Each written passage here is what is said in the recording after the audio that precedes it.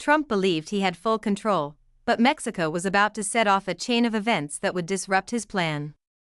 When Trump announced on March 17 that tariffs would be reintroduced on all Mexican imports by April 2, it wasn't just a routine policy shift, it was effectively an economic declaration of war.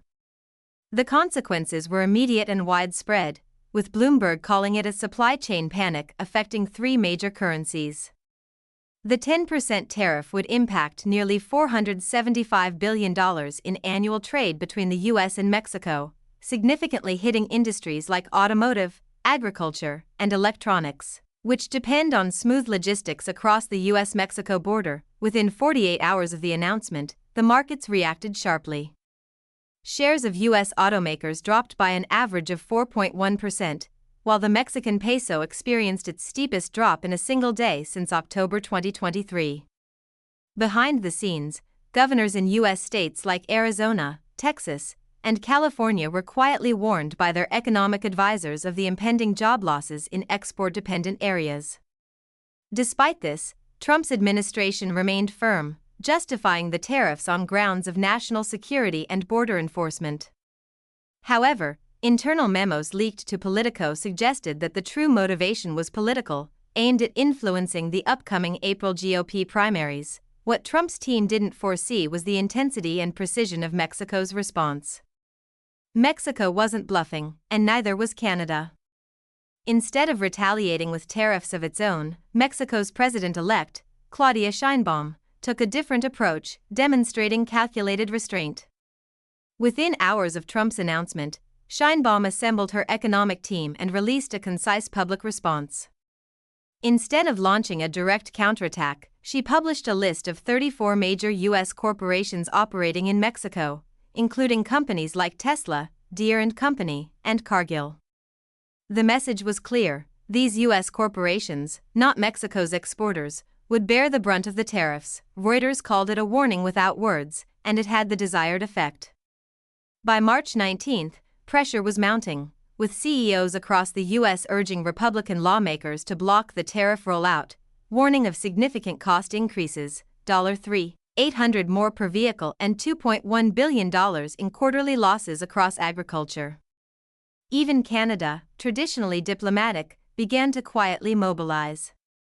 Former Canadian Deputy Prime Minister Chrystia Freeland reportedly tried to arrange a trilateral call between the U.S. and Mexico, but Sheinbaum chose to prioritize direct talks with U.S. governors, especially those from Texas and Illinois. But the most perplexing question remained: how did Mexico know exactly where to apply pressure? How did they pinpoint the U.S. vulnerabilities that would force Trump to reconsider? On March 18, Canadian trade officials launched an urgent review of their automotive sector's reliance on Mexican components, after a Globe and Mail report revealed that over 58% of Canadian car exports were tied to Mexican-made parts. Within 72 hours, the Canadian dollar dropped to 74.12 cents against the US dollar, its lowest level since May 2022. As the risk of cross-border delays became apparent, Canadian logistics companies rerouted shipments, bypassing US-Mexico bottlenecks.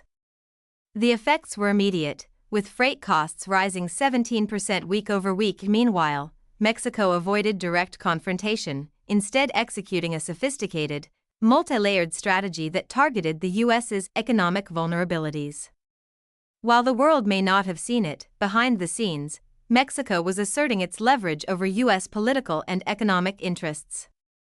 In fact, Mexico had been preparing this strategy for years, long before Trump's tariff threats. In 2022, Mexico's Secretariat of Agriculture signed a $2.1 billion food security agreement with wheat growers in Kansas. Iowa and Nebraska were states where Trump had cultivated deep political ties. This move bypassed traditional maritime choke points, offering U.S. farmers direct access to Mexican markets, essentially shielding them from the fallout of a tariff war. That same year, Mexico extended electric vehicle (EV) battery tax incentives to U.S.-based manufacturers like Ford and General Motors, ensuring that Trump's tariffs would harm one of the most critical sectors of the U.S. economy. These behind-the-scenes deals, coupled with long-term planning, gave Mexico a foothold within key U.S. industries, especially in battleground states. By March 2024, Sheinbaum had even deeper roots within the U.S. political system. Sources close to the Wall Street Journal confirmed that Sheinbaum's team had already cultivated direct communication channels with U.S. agriculture lobbies and state-level lawmakers in key swing states. They were offering preemptive resilience contracts to mitigate the damage of any federal disruption caused by Trump's tariffs.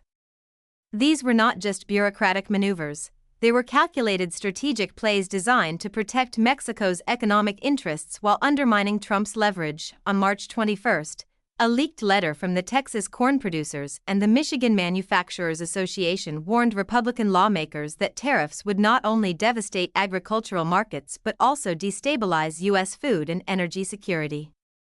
This was not just about economics, it was a direct threat to the heart of Trump's base.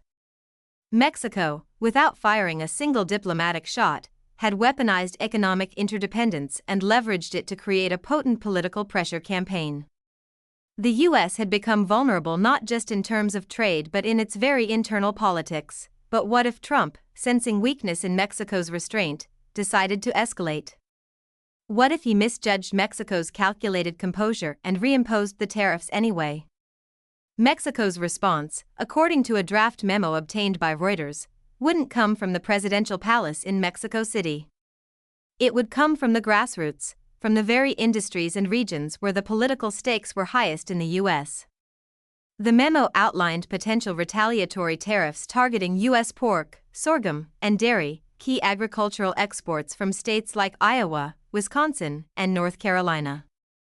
These were precisely the states where Trump's 2024 campaign would be most vulnerable. The retaliatory measures could result in an estimated $1.8 billion loss in U.S. agricultural exports within just 90 days. More significantly, the political fallout from these actions could be devastating.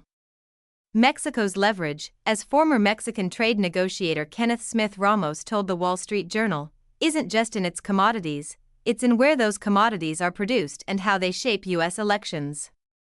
Mexico had understood something critical: it didn't need to retaliate with blunt force trade wars.